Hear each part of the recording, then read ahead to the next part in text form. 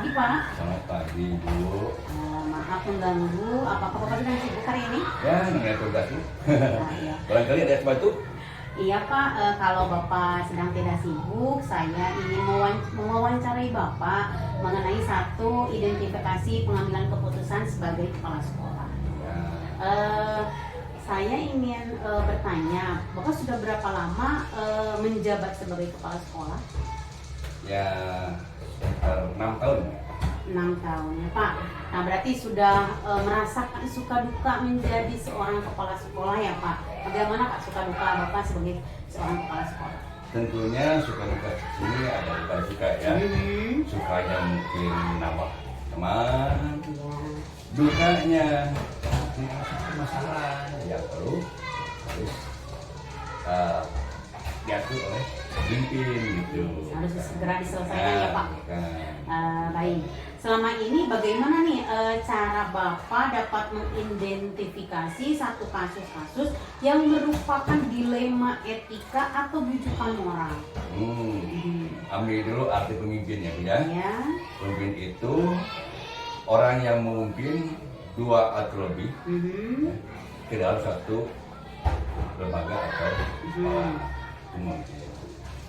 Yang mana harus ada feedback kembali kepada rekan-rekan timnya itu. Baik.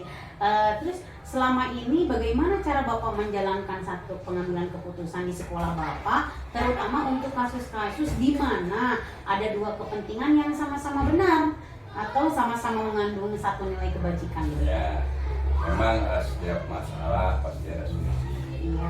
Kebetulan di sini ada, kalaupun ada permasalahan yang sama-sama penting, mungkin kami atau saya sedikitnya akan minta saran atau respon ke yang lain ya, dengan cara bermusyawarah.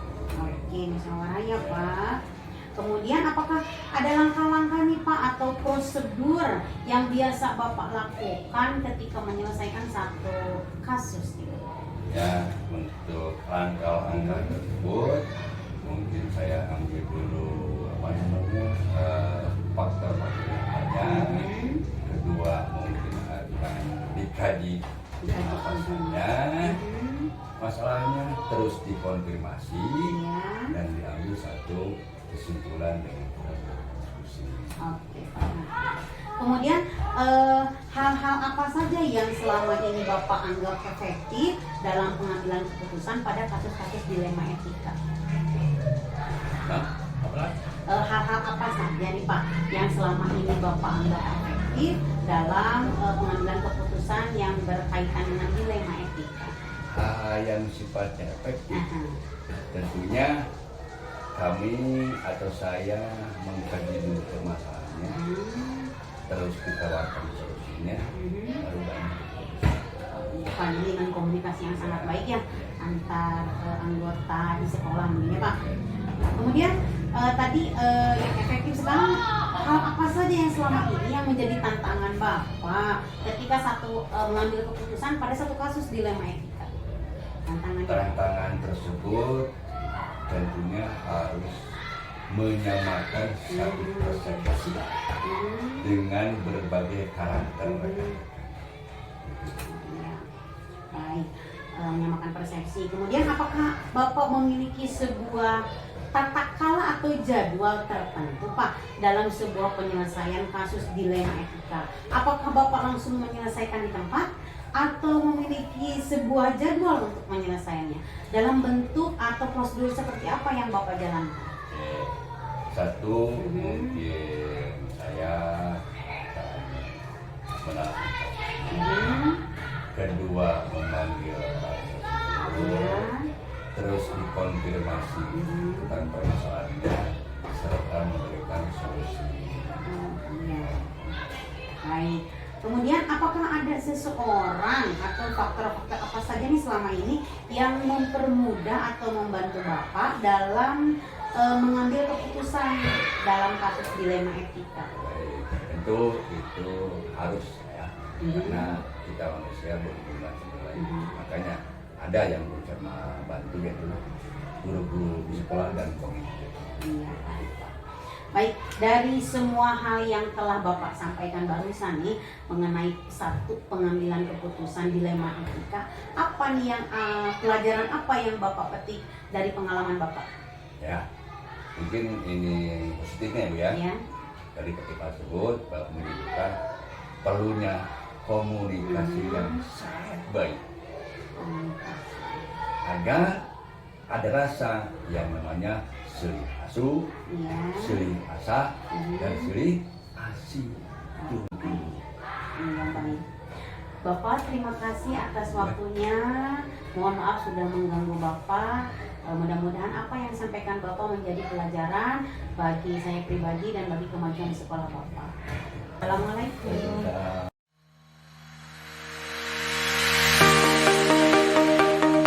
Assalamualaikum Ibu. Waalaikumsalam. Maaf mengganggu waktunya. Apakah Ibu sibuk hari ini? Alhamdulillah tidak, lagi santai. Alhamdulillah.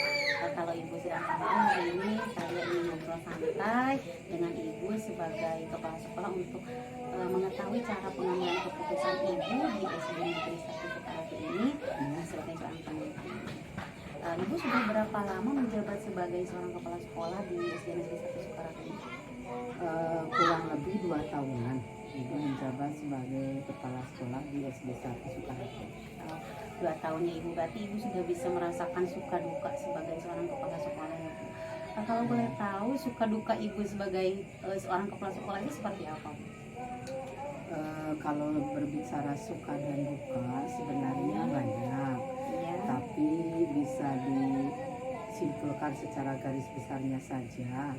Kalau sukanya itu kita selaku pemimpin kalau punya pengalaman atau ilmu baru kemudian disampaikan pada guru dan guru merasa terbantu dengan keilmuan saya selaku kepala sekolah, itu memang menjadi satu kesenangan.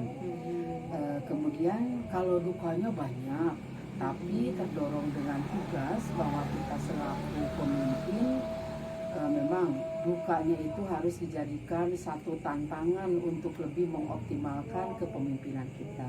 Di antaranya mungkin kalau menyatukan persepsi semua guru untuk dijadikan satu keputusan, kadangkala membutuhkan suatu langkah-langkah yang tepat supaya keputusan atau perbedaan pendapat dari semua guru tapi bisa bersatu. Itu mungkin salah satu suka dukanya. Saya ingin bertanya nih, selama ini bagaimana Ibu dapat mengidentifikasi kasus-kasus yang merupakan dilema etika atau rujukan moral Bu? Pengambilan keputusan yang pertama mungkin di sini terlebih dahulu diamati dulu apakah betul atau tidak kasus itu. Kalau sudah betul kebenarannya, baru saya selaku seorang kepala sekolah bertindak untuk mengambil keputusan. Jadi ditelusuri kebenarannya dulu. Tidak serta-mertanya itu Iya. Bu.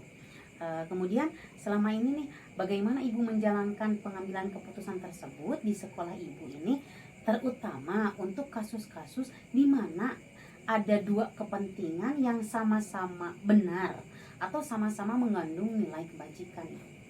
Ya, saya diskusikan dulu dengan guru terutama, tapi guru yang cukup kompeten, cakap, bisa dibawa komunikasi.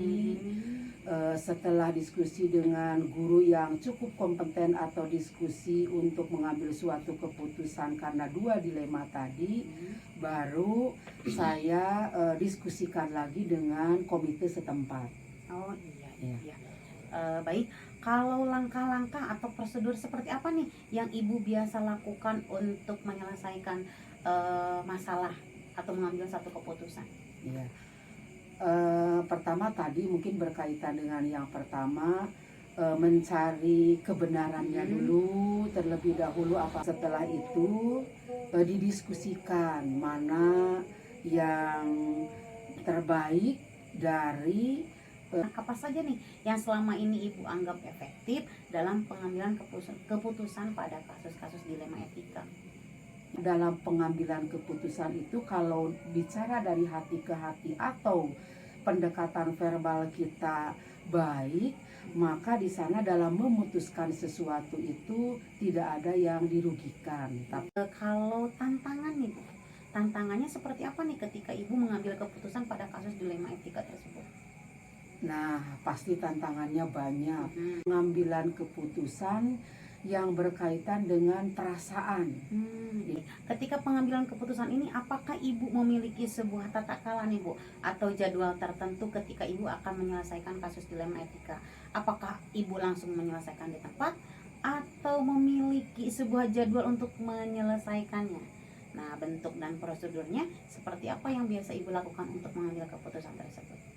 Jika saya menghadapi suatu masalah, saya tidak terburu-buru mengambil sebuah keputusan, tapi keputusan itu saya pertimbangkan supaya keputusan yang saya ambil itu tidak merugikan salah satu pihak. Iya. Oke. Nah, kalau misalnya keterlibatan nih Bu, apakah ada seseorang nih Bu atau faktor-faktor apa nih yang selama ini mempermudah atau membantu Ibu dalam mengambil keputusan pada kasus dilema etika? Iya. Keputusan itu pasti tidak lepas dengan kerjasama dengan guru dan komite. Baik. Dari semua hal yang telah Ibu sampaikan barusan, pembelajaran apa yang dapat Ibu petik dari pengalaman Ibu ketika mengambil keputusan pada sebuah dilema etika di sekolah Ibu? Pengalaman yang saya ambil setelah menyelesaikan kasus yang berkaitan dengan moral itu punya kebanggaan tersendiri. Terima kasih Ibu. Ya. Mohon maaf mengganggu waktunya. Ya. Assalamualaikum warahmatullahi wabarakatuh. Waalaikumsalam warahmatullahi wabarakatuh.